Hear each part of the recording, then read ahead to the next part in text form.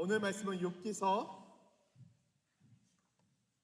15장 17절에서 25절입니다. 욥기서 15장 17절에서 25절.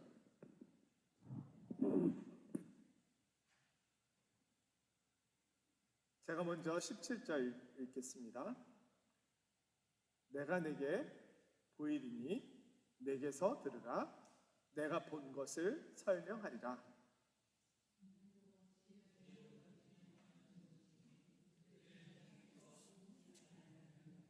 이 땅은 그들에게만 주셨으므로 외인은 그들 중에 왕래하지 못하였느니라.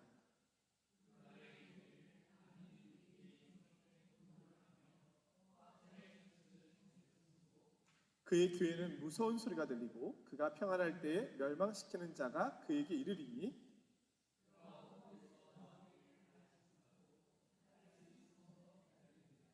그는 헤매며 음식을 구하여 이르기를 어디 있느냐 하며 흑암의 날이 가까운 줄을 스스로 아느니라.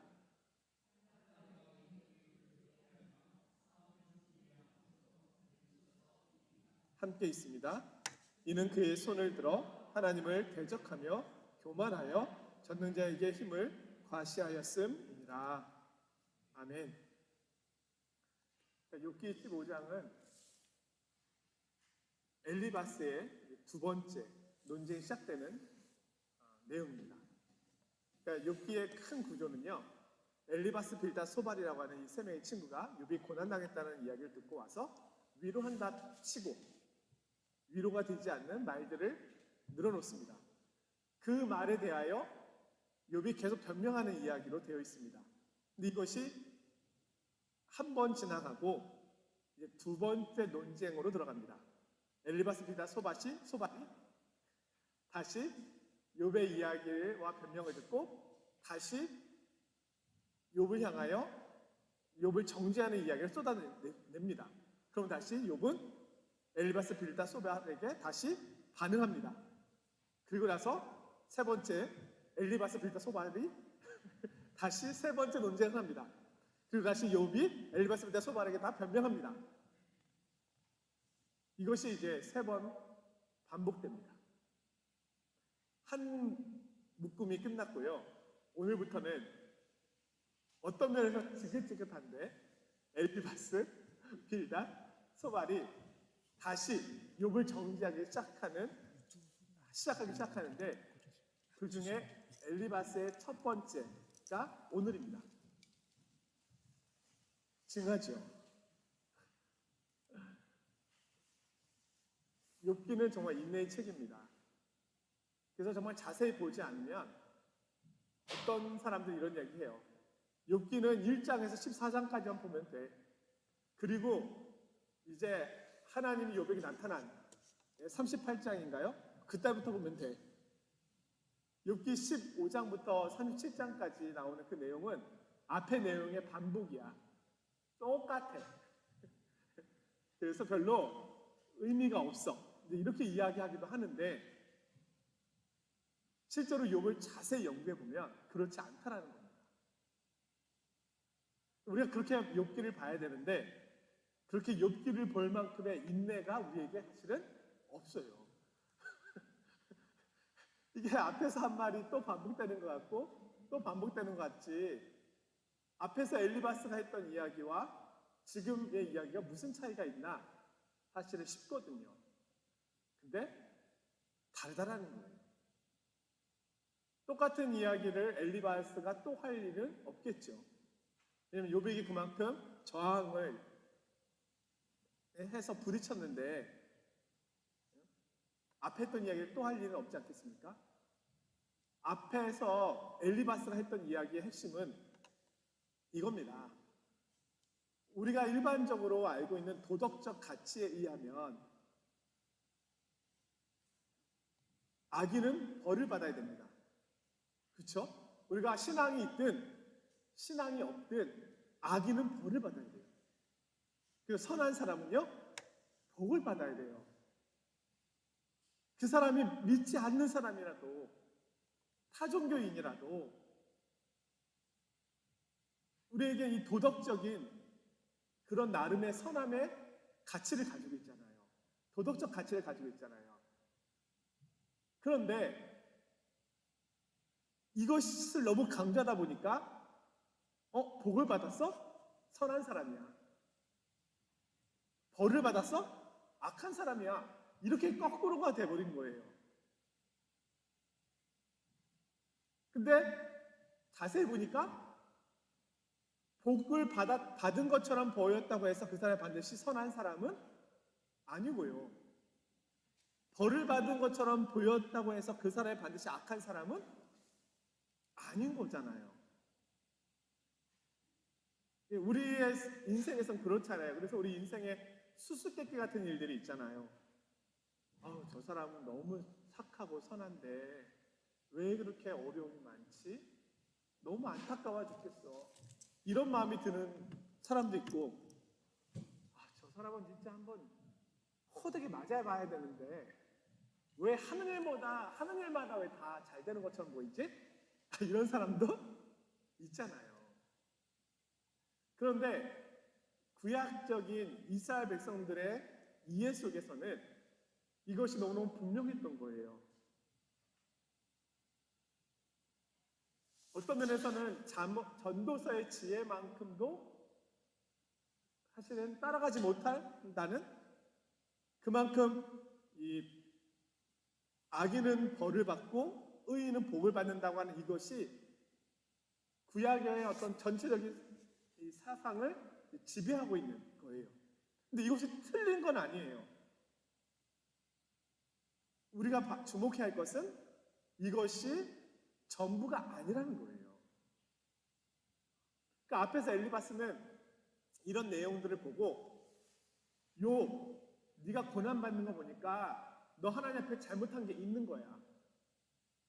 그러니까 그걸 생각해봐. 네가 의로우신 하나님이 너에게 벌을 주셨다면 하나님의 의로우심을 부정하게 되는 거니까 그럴 수는 없잖아. 그러니 너의 잘못이 무엇인지 찾아서 회개를 해야 돼. 엘리바스는 이렇게 이야기를 한 거예요. 약간 순하게.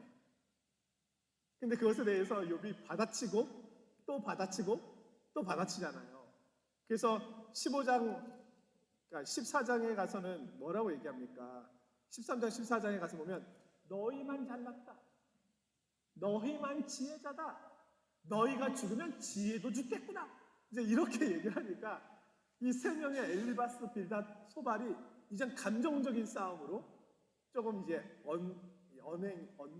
말이 올라갑니다. 그래서 우리가 다 읽지는 않았어요. 다 읽지 않았지만 우리가 읽은 내용만 봐도 이 이야기예요. 이제는 네가 잘못한 게 있으면 회개를 해야 돼가 아니라 너는 악인이야. 이제 단정을 지었어요. 너는 미래가 없어. 내가 너의 말을 듣다 보니 넌 정말로 교만해. 하나님 앞에서 너의 의로움을 말하다니. 내가 그 얘기를 들어보니 넌 진짜 악인이야. 그 얘기예요. 이제 단정 지었어요. 그래서 이제 점점 이 욥과 세 명의 친구의 논쟁은 극한으로 더 강화되기 시작합니다. 그러니까 조금 더 진전되어 가고 있는 거예요. 그것이 욥기서에서 우리가 볼 수 있는 거예요. 근데 이거는 자세히 봐야 겨우 보이지, 욥기를 연구한 사람들에 의하여 도움을 받는 것이지, 우리가 다독을 하듯이 읽어 나갔을 때는 이렇게 이해하는 것도 사실은 쉽지 않아요. 그래서 오늘 우리가 읽은 내용의 말씀이 그거예요. 내가 본 것을 이야기해 줄게. 제가 본 거 얘기해 준다는 거예요. 엘리바스가 본 것이 뭐냐면 위 선인들의 지혜예요. 엘리바스가 내가 지금까지 선인들의 지혜에 대한 책과 경험들을 살피고 얻은 것에 대하여 내가 다시 한번 이야기해 줄게. 18절에 지혜로운 자들이 전하여 준 것이야. 이제는 하나의 증인을 데리고 온 거예요. 내 말을 듣지 않는다고 하니까 내가 다른 지혜자 이야기를 들려줄게. 그 지혜자들이 뭐라고 얘기하느냐? 그 말에 이르기를 20절에 아기는 그의 일평생에 고통을 당하며 21절에 그의 귀에는 무서운 소리가 들리고 22절에 그가 어두운 데서 나오기를 바라지 못하고 칼날이 숨어서 기다리고 23절에 그는 헤매며 음식을 구하여 이르기를 어디 있느냐 하며 24절에 환난과 역경이 그를 두렵게 하며 싸움을 준비한 왕처럼 그를 쳐서 이기리라. 25절에 이는 그의 손을 들어 하나님을 대적하며 교만하여 전능자에게 힘을 과시하였음이니라. 이게 누구예요? 욥, 너야 이 녀석아. 너야말로 지혜자의 이야기를 봐도 너는 이제 피할 수가 없어. 너의 고난은 네가 철저하게 환난과 하나님을 대적하고 교만하였기 때문에 하나님께로부터 온 거야. 이제는 더 이상 논쟁이 되지 않아요. 그냥 선언해 버리는 거예요. 아주 강한 거죠. 근데 정말로 지혜자들이 의인의 고난을 이해했던가요? 엘리바스가 예를 들고 있는 이 지혜자들의 책에서 의인의 고난에 대한 이야기가 사실은 없어요. 그러니까 결국은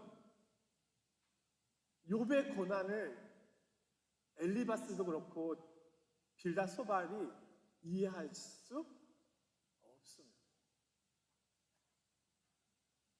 그래서 욥은 외로운 거예요.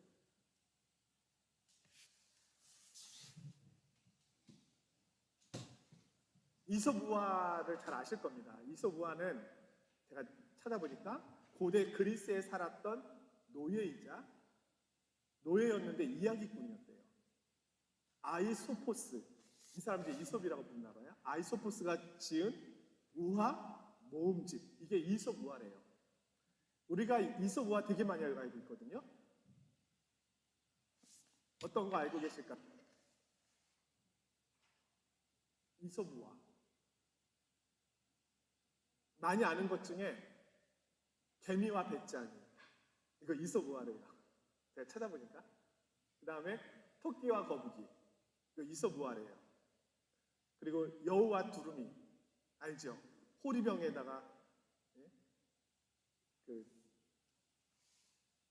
먼저 여우가 두루미를 초대하고서는 아주 넓적한 접시에다가 음식을 주고 먹으라고 하니까 나중에 두루미가 여우를 초대해서는 호리병에다가 음식을 넣어놓고는 먹으라고 하는 그런 내용이잖아요. 토끼와 거북이 이야기 너무 잘 알죠?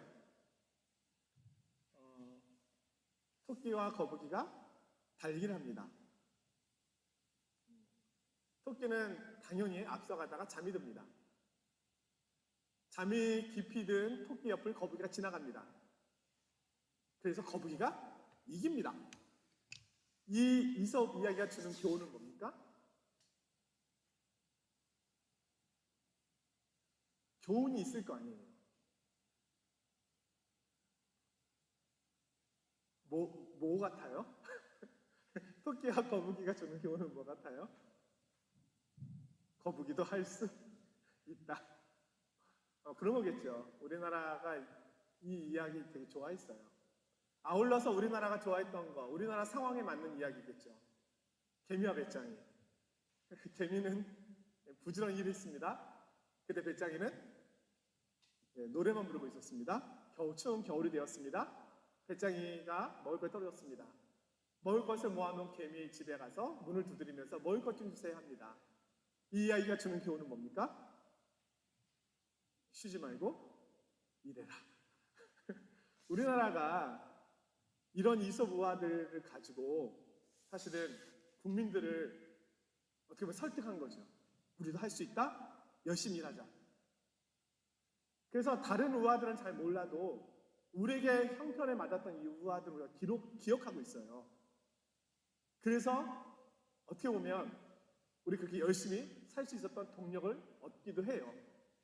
근데 다들 잘 아시겠지만 토끼와 거북이 이야기 말이 됩니까? 두 번째 이야기도 아셔요?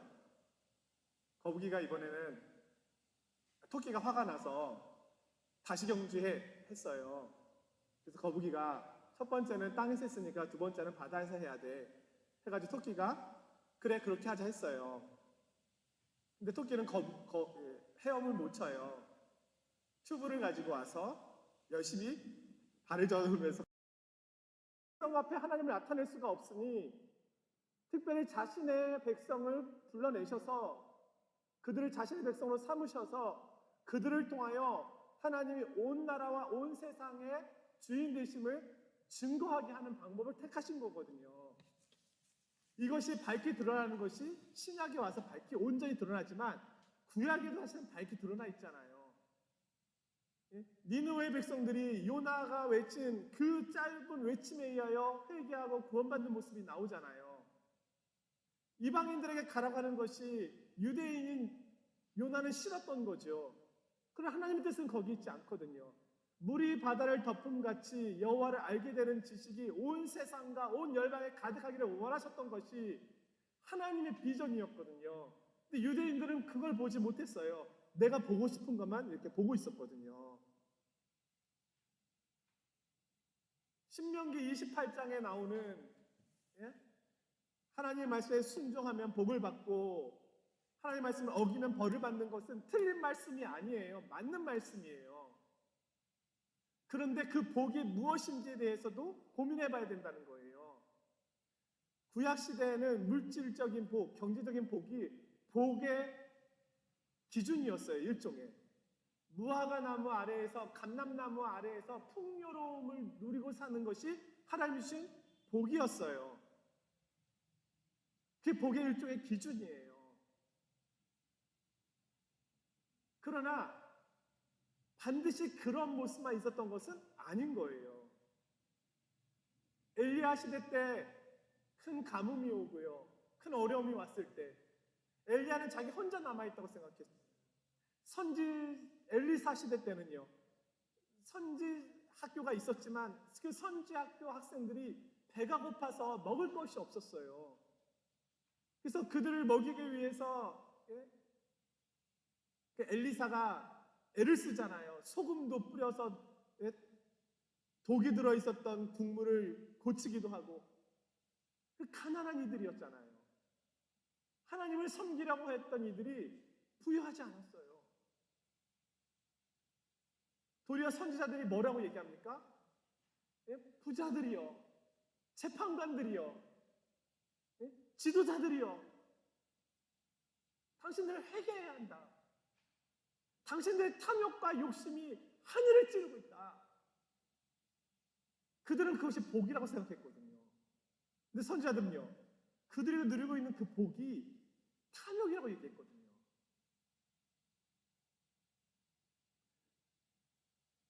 이걸 전체를 봐야 되는데 부분적으로만 우리는 보고 있는 거예요. 근데 욥기서의 말씀은 그런 혼란스러움에 있는 이들, 왜 선지자들이 왜 가난해야 돼? 선지 생도들이 왜 먹을 것이 없어서 저렇게 어려움을 겪어야 돼? 왜 의인이 핍박을 받고 고난을 받아야 돼? 사도행전 7장에 스데반 집사님이 설교를 하는데요. 너희들아 들어봐라. 너희 조상들 중에, 우리 조상들 중에 누구와 어느 한 명이라도 하나님이 보내신 선자를 핍박하지 않은 자가 있더냐? 어기지 않아 하나님의 말씀을 어기지 않고 순종했던 이가 있더냐? 없지 않느냐? 실제로 구약의 역사는요, 수많은 예언자들을 핍박하고 박해했던 역사예요. 왜요? 하나님께 주시는 복과 은혜를 누린 것이 아니라 하나님이 없는 탐욕 속에서 살아왔거든요. 그것에 대하여 선자들이 책망하니까 선자들을 감옥에 가두고, 이사야 선지자는 톱에 켜서 죽음을 당했다고 전해 내려오고, 수많은 선자들이 그렇게 희생됐거든요. 사울 왕이 다윗을 찾으러 갔다가 다윗이 없는데 다윗에게 그 진설병, 제사장들이 먹는 그 떡을 주었다는 이야기를 듣고 제사장을 죽여버리잖아요. 80명인가를 죽여버리잖아요. 제사장들이 왜 그렇게 죽임을 당합니까? 심판입니까? 아니잖아요. 의인의 고난이잖아요. 사실 그런 요소들이 구석구석에 있었지만 그것이 자세히 보이지는 않았어요. 저는 이 욥기가 너무나 많은 사람들을 살렸다고 생각해요. 만약에 욥기가 없었다면 지금 우리가 저 집사님 잘못한 게 많은가 봐. 이번에 또 회사가 부도가 났대. 회개할 게 많은가 봐. 자녀가 아프대. 어머머머, 저 성도님 이번에 로또 맞았대. 로또. 얼마 전에 땅을 샀는데 그게 10배가 올랐대. 어머머, 하나님께 무슨 얼마나 잘했길래 저런 복을 받아? 우리가 아마 복과 저주? 심판에 대한 개념이 이렇게 회개했을 거예요. 근데 욥기를 보니까요. 저 집사님 너무 아프시대. 의로우신 분도 아프시구나. 그렇게 평생 교회를 섬겨오셨으니 편찮으실 때도 됐지. 그건 하나님께서 잠시 쉬라고 주시는 걸 거야. 부도가 났대. 괜찮아. 저 집사님은 기도하시는 분이니까 잘 이겨내실 거야. 아마 우리에게 본이 되라고, 우리의 본이 되라고, 고난 중에 어떻게 이겨내는지를 보여주려고 하나님 저렇게 경험하게 하시는지도 몰라. 욥을 봐봐. 욥이 그랬잖아. 이 욥기서가요 너무나 많은 사람들을 살리고 있어요. 이게 없다면 우리들의 이 생각은요 굉장히 굳어져 있었을 거예요. 근데 지금 욥의 세 친구는 굳어져 있어요. 이서부와의 결말처럼 생각해요. 우리 인생을. 그런데 그렇지 않다는 거예요.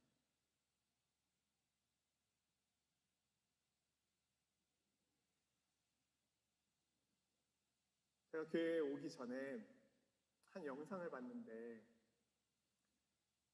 거기에 박완서 작가님의 고난을 도둑맞다라고 하는 책이 있대요. 오래전에 쓰신 책인데 가난을 도둑맞다. 가난을 도둑맞다라는. 거기 무슨 이야기가 있냐면 쪽방촌에 살고 있는 한 아가씨가 있었는데 너무 가난해서 같은 처지에 있는 한 형제와 함께 살게 돼요. 동거를 하게 돼요. 그러면서 아침 일찍 나가서 공장에 나가서 일을 해요. 이 청년도 그렇고. 청년하고 같이 살던 이유는 한 가지 때문이에요. 월세를 나눠서 낼 수 있으니까. 그렇게 해서 이제 살아야 되니까. 공장 수입이 얼마 안 되니까. 그렇게 둘이 열심히 살았어요. 근데 어느 날 청년이 없어졌어요. 몇 개월이 지난 후에. 아무 말도 없이 사라졌어요. 그리고 나서 몇 주 후에 다시 나타났는데 나타났을 때는 아주 세련된 옷을 입고 이전에 볼 수 없었던 모습으로 나타난 거예요. 그러면서 이야기를 해요. 사실 나 재벌 아들인데 가난을 체험하기 위해 왔었어. 근데 너를 보니까 아무리 너 가난하고 힘들어도 그렇지 아무 남자나 들여서 그렇게 동거하는 거 아니야. 그렇게 살면 안 되지. 너 이 삶을 청산하고 우리 집에 와서 우리 아버지 밑에서 열심히 일 좀 해봐. 잘하면 너 잘 고용해 주실 수도 있어. 이제 새롭게 해봐야지. 이렇게 이야기를 해요. 그때 이 아가씨가 일종의 모멸감을 느껴요.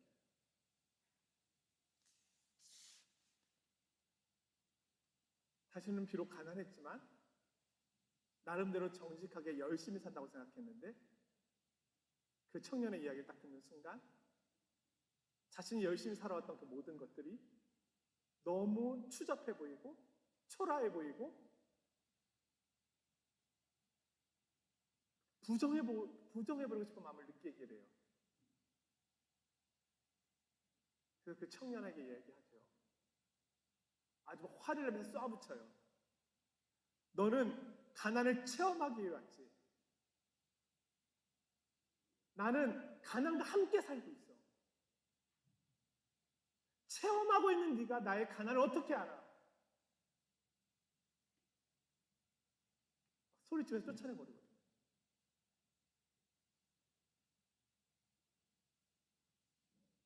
저는 그 내용을 딱 보는 순간 우리 예수님이 왜 어린아이부터 시작해서 33년이라고 하는 시간 동안에 고난의 삶을 사셨을까? 예수님은 고난을 체험하기 위해 오신 게 아니에요.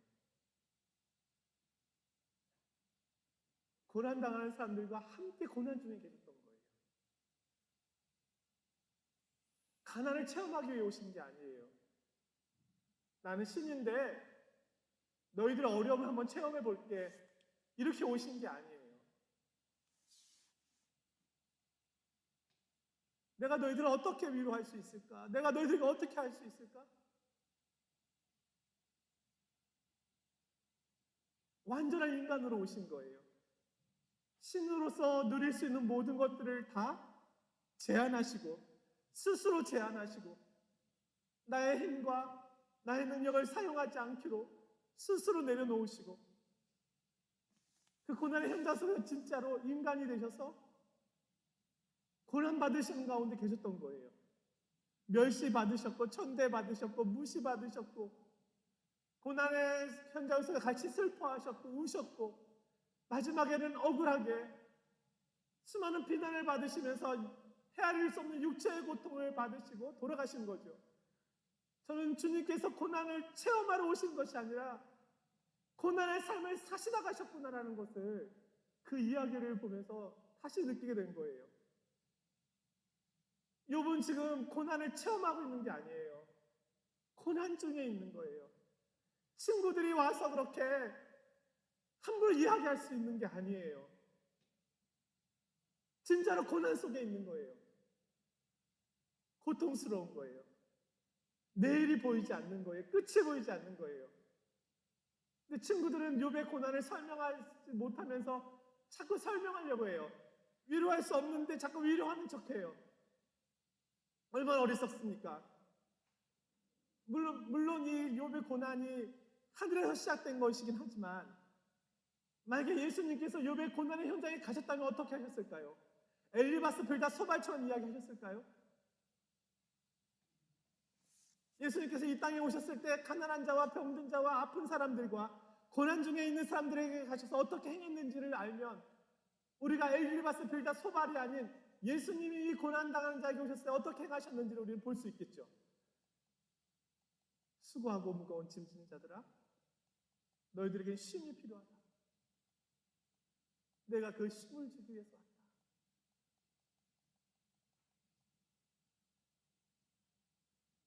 너를 얽어매고 있었던 병으로부터, 너를 사로잡고 있었던 귀신으로부터, 내일에 대한 소망을 노래할 수 없는 삶에 묶여있는 그 쇠사슬로부터 내가 자유케 하기를 원한다. 왜냐하면 나도 너희들과 같은 현장 속에 있으니까. 나도 같이 아프니까. 하나님 외에는 소망이 없단다. 하나님만이 이것을 해결해 주실 수 있단다. 나는 여러분들을 하나님께로 인도하기 위하여 온 자입니다. 나를 통하여 하나님을 보십시오. 우리 주님은 그렇게 함께 우셨고 함께 슬퍼하셨고 함께 아파하시면서 하늘의 은혜를 구하셨습니다. 오늘 우리가 이 삶의 현장이 사실 너무 녹록지가 않습니다. 힘이 듭니다. 그리고 정말로 힘든 일들이 많이 있습니다. 그들에게 필요한 것은 엘리바스 빌다 소발처럼 고난을 체험하고 있는 것처럼 보이는 그런 말들이 아니라 고난의 현장 속에서 그들과 함께 울어주고 그들과 함께 아파하고 구경꾼이 아닌 그들과 함께 고난의 짐을 나눠지고 하나님의 은혜를 구하는 믿음의 사람들일 것입니다. 이 시대의 저와 여러분은 고난의 체험자가 아니라 고난의 현장 속에서 함께 그 짐을 지고 가라고 부름을 받은 것이겠죠. 우리 주님이 행하셨던 것처럼 주님께서 우리와 함께 가십니다. 우리를 도우시니까 그 약속을 믿고 고난의 짐을 나눠주고 고난 속에서 하나님의 은혜를 구하는, 그렇게 하나님을 소개하고 전하는 그런 증인의 삶을 살아가시기를 주님의 이름으로 축원드립니다.